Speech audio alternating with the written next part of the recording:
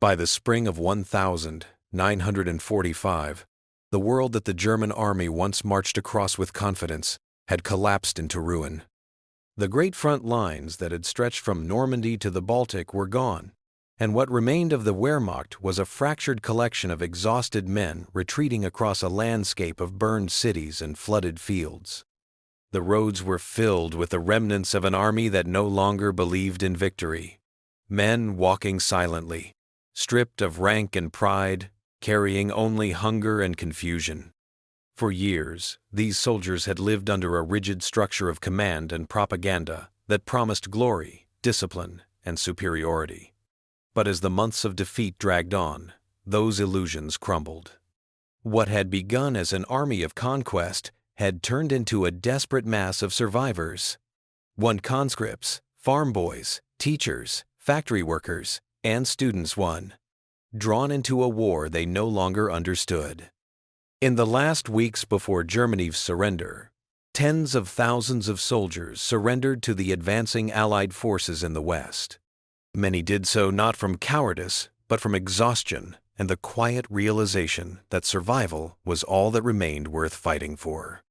To them, captivity meant uncertainty, but it also meant food, safety, and the chance to live another day. Among those captured near the Rhine River was a division composed mostly of young men from rural Bavaria. They had fought in the Ardennes during the winter, where hunger and cold had become their daily enemies. When the order came to lay down arms, few resisted. They were marched under American guard to a temporary enclosure, a large open field surrounded by barbed wire, one of many improvised prison camps that stretched across Germany in those final weeks. The camp was nothing more than a plain of mud and wire. There were no buildings, only rows of makeshift tents and pits dug for shelter. The men slept on the ground, covered by blankets made from torn uniforms. They had no sense of time.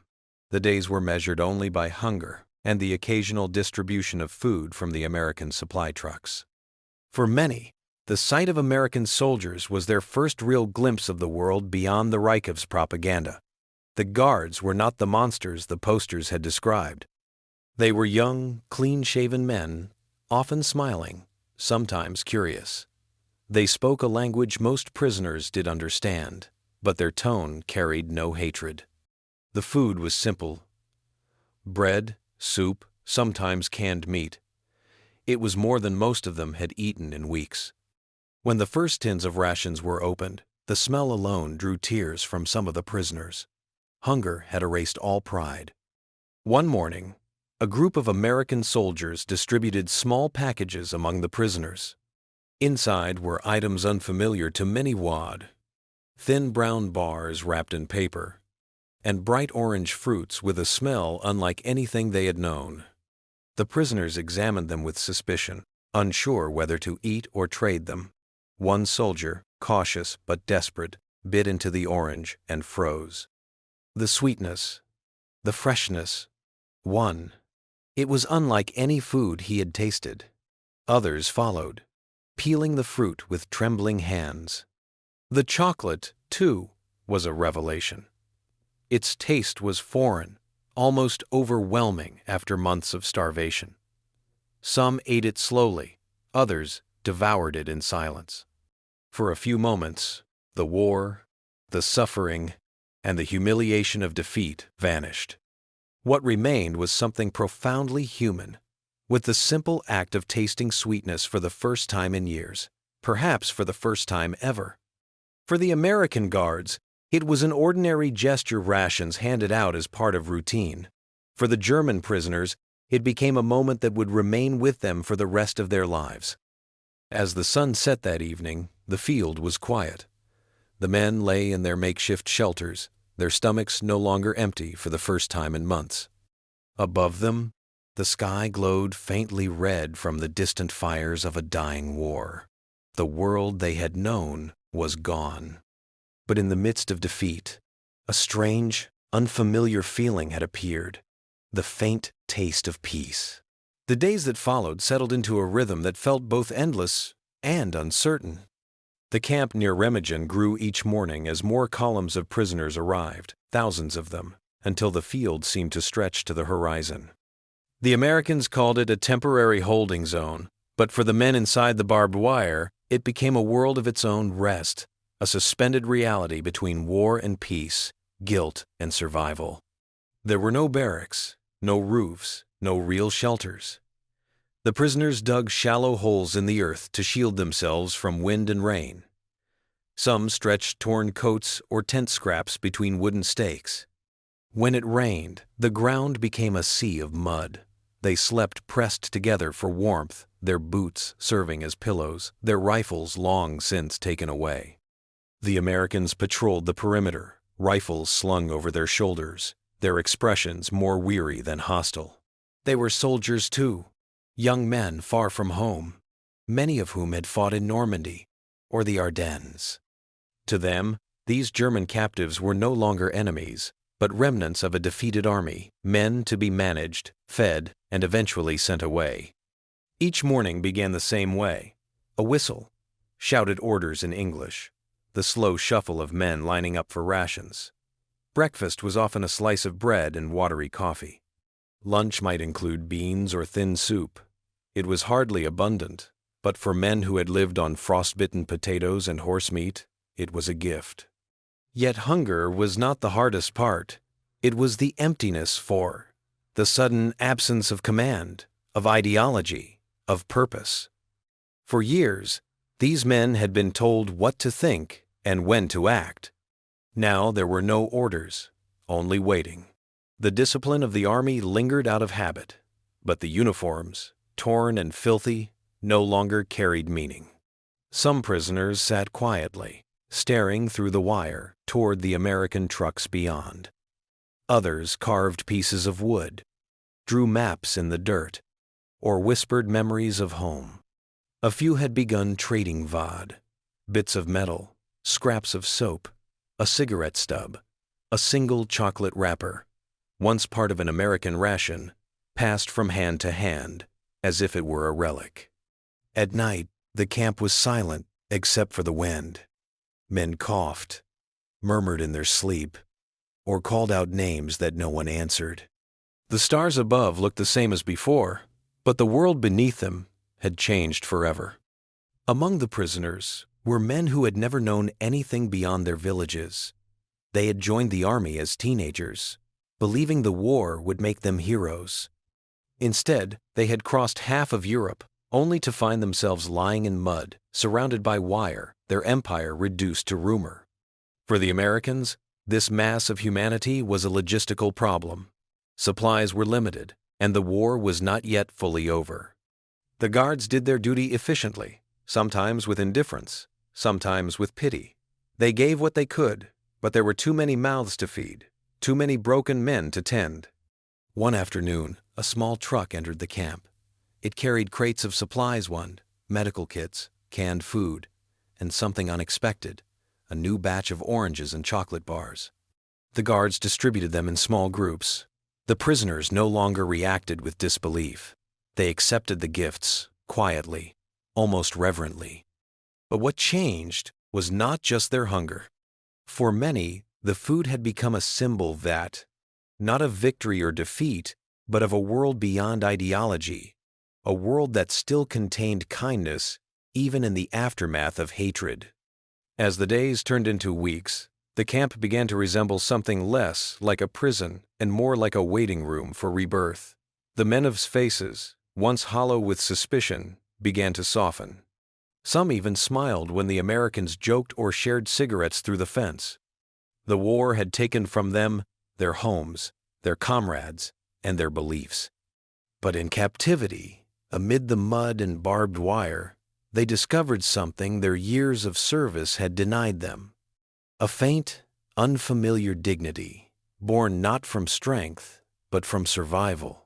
The announcement came without ceremony. One morning, the guards moved with unusual purpose. They gathered near the loudspeakers that had been set up at the edge of the camp, their faces calm but attentive. Then, through the crackle of static and wind, came the voice of an American officer reading from a document. The prisoners couldn't understand the English words, but they sensed the tone. 1. Final. Restrained. Absolute. A few of them looked toward the nearest interpreter, a captured German-speaking American soldier. His quiet translation confirmed what everyone already suspected. Germany had surrendered. The war was over. The reaction inside the camp was strange. There was no cheering, no visible relief, only a long silence that felt heavier than any battle. For years, the word Volgin victory had been tied to the idea of death and duty. Now that the war had ended, no one knew what victory meant anymore. The soldiers stood motionless, some staring at the ground, others at the sky. For many, it felt unreal. The empire they had served, the banners, the speeches, the endless discipline, had vanished overnight. The men who had survived the front lines now faced something far more difficult: understanding what they had been fighting for and what was left of it. That evening, a storm passed over the camp. Rain turned the earth into deep trenches of mud, but no one complained. The men let the rain fall on their faces as if it could wash something away. The sound of thunder rolled across the horizon, fading into the distance like the echo of artillery that would never return. When the storm cleared, the Americans handed out another round of rations: bread, soup, coffee, and again, with small bars of chocolate. This time, the prisoners accepted them not with suspicion, but with quiet gratitude. The sweetness no longer felt foreign. It had become something else. A reminder that life continued, even after everything had fallen apart. The camp changed subtly in the following days. Guards spoke more freely with the prisoners. A few allowed them to help with unloading supplies or clearing debris.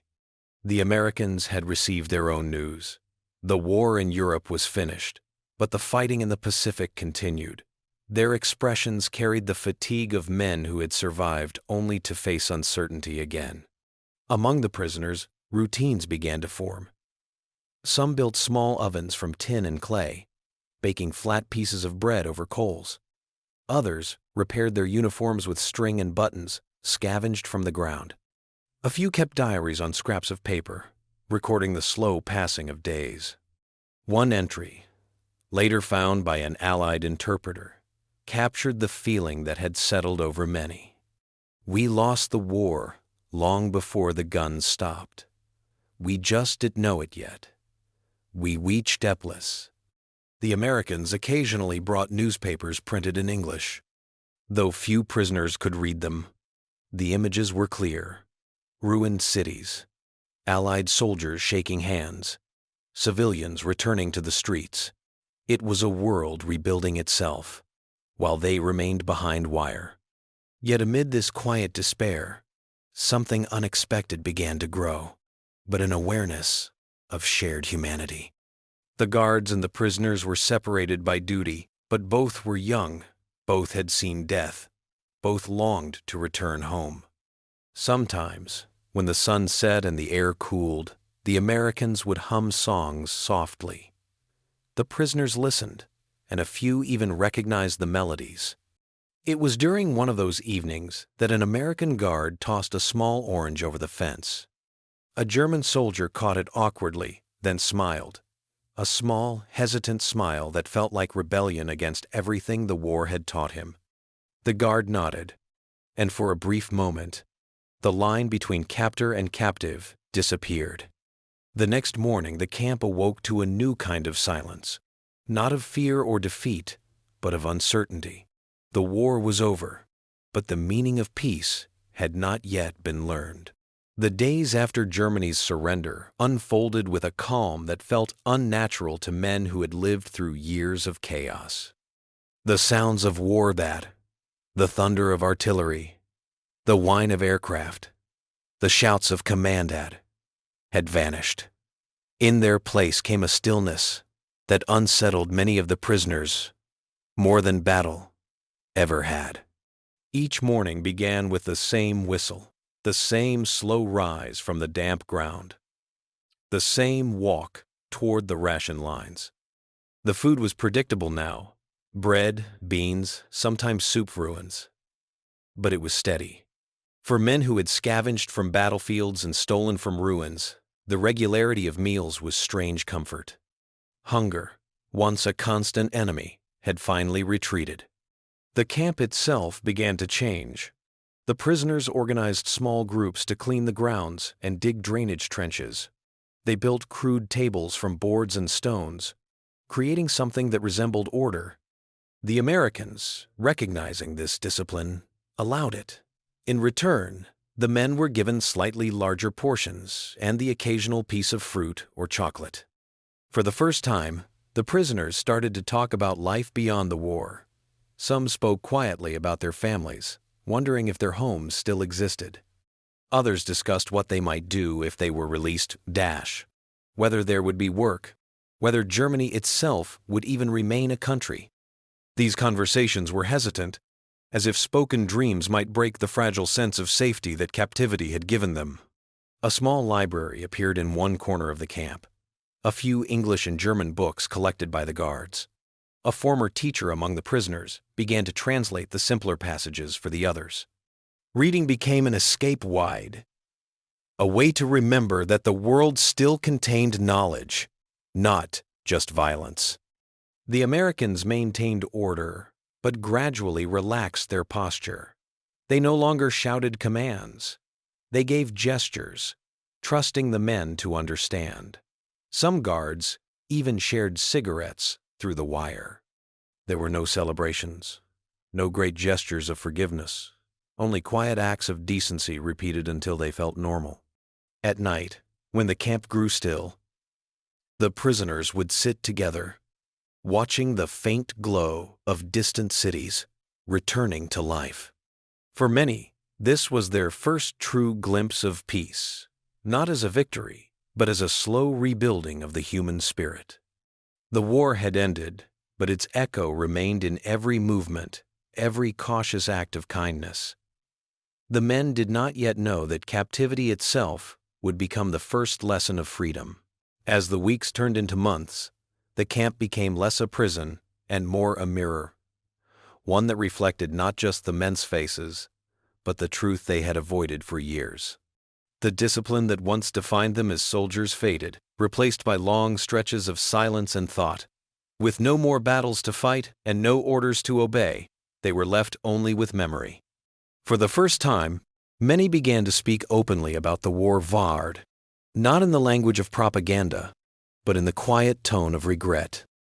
They spoke of villages burned without reason, of comrades lost, of orders carried out without question. Some defended their choices, insisting they had only done their duty. Others admitted they had stopped believing long before the fighting ended. The Americans did not ask them to confess. They treated them as men who had fought and lost, not as monsters. That restraint unsettled the prisoners more than anger ever could. It forced them to face themselves. A few began helping the guards voluntarily, repairing fences, organizing supplies, even translating for new arrivals. It wasn't to obedience anymore. It was something closer to atonement, though few would have called it that aloud. The guards noticed the change, but said nothing. They understood that quiet work was its own kind of healing. The smallest gestures took on meaning. When a guard handed a prisoner a fresh orange, it was no longer just food vide. It was trust. When a prisoner returned an extra piece of bread, it was respect. These moments, invisible to the outside world, marked the slow rebuilding of what the war had destroyed, humanity itself. At night, the prisoners gathered in small groups and spoke softly about their futures. They no longer spoke of victory or defeat, but of survival, how to live after having seen what men could do to one another. Some wrote letters they could not send, describing dreams of home that might no longer exist. For the first time, they began to understand that captivity was not punishment. It was reflection. A stillness that forced them to see that the enemy they had feared looked much like themselves. The war had ended months ago, but inside the fences, another kind of battle was being fought. in the slow, invisible struggle to reclaim what was left of their souls. By late summer, the camp began to thin. Trucks arrived more frequently now, their engines breaking the morning stillness. Groups of prisoners were called by name, lined up, and driven away toward processing centers where they would begin the long journey back to what was left of Germany. Each departure was quiet. No cheers, no tears, just the slow realization that captivity was ending. For those who remained, the mood was mixed. Freedom had become a distant idea, both longed for and feared. Some men worried about what waited beyond the wire. They had heard rumors of cities turned to ash, families scattered, and a homeland divided by foreign flags. Others simply wanted to go home, no matter what home meant now. The Americans worked efficiently, their tone calm but firm. They provided papers, medical checks, and simple rations for the road. Many guards seemed relieved to see the men leave, not out of resentment, but out of fatigue. They, too, wanted to move on from a war that had taken too much. Among the departing prisoners were men who had once fought in France, in Poland, in Russia. Their uniforms were gone, replaced by donated clothing wand, ill-fitting jackets, worn boots, civilian hats that made them look unfamiliar even to one another. When they looked at themselves, they no longer saw soldiers, only survivors. As the groups dwindled, those left behind kept the camp running. They cleaned the empty sections, dismantled shelters, and burned debris. The sound of hammering replaced the silence of waiting. In this work, they found purpose again. One last task before the end. In the evenings, the air grew cool and still. The men gathered around the fires, not to talk about the past, but to imagine what the world might look like without war. Some spoke of rebuilding farms, others of learning trades. A few said nothing at all. They simply stared at the horizon, where the road curved away into the dark, leading somewhere they could not yet name. For them, freedom was not a gate opening. It was a question what to do with life, once it was no longer taken from them. And as the last trucks disappeared into the distance, those who remained understood that captivity had changed them forever. The fences had not only held them, they had reshaped them. The final days of the camp arrived without ceremony. The barbed wire that had defined so many months of their lives began to come down, rolled into coils, and stacked beside the trucks. The guards, once a constant presence, now moved with the distracted energy of men ready to leave. For the prisoners who had not yet been called, the emptiness around them felt strange. Freedom was close, but it came too quietly to feel real. When their turn came, the remaining men were given small paper documents, stamped with American seals, a loaf of bread, and a few tins of food. There was no speech, no farewell, only a nod from the officer in charge. They were told to walk east, toward the Rhine, where new authorities would process them further. The group that left that morning moved slowly down a road lined with the debris of war vert, burned trucks, shattered helmets, fields littered with the remains of a vanished army. The world was silent except for the wind, and for the first time in years, they walked without command. At first, the idea of freedom seemed abstract, too large to comprehend. The men had dreamed of it in the camp, imagined it as sunlight beyond the wire. But as they crossed into the ruined countryside, freedom revealed its other face, the devastation left behind. Villages lay in ruins. Churches stood roofless, their bells buried under rubble. The smell of smoke and dust lingered everywhere. Civilians passed them without expression, offering no words, no welcome. Some looked at them with pity, others turned away. The uniforms, even stripped of insignia, still carried the weight of blame. The men walked on, uncertain whether they were returning or simply moving away from something. They shared what food they had, rested in abandoned barns, and followed roads that no longer had signs. At night, they spoke little. The silence of the camp had followed them into the open. One evening, they reached the outskirts of a small town. Fires glowed in the distance, and the faint sound of laughter drifted through the air. Ardid Channel. Civilians celebrating the return of power, the reopening of markets, the first signs of life resuming. The men stopped at the edge of the road and listened. It was the sound of peace, but it did not belong to them yet.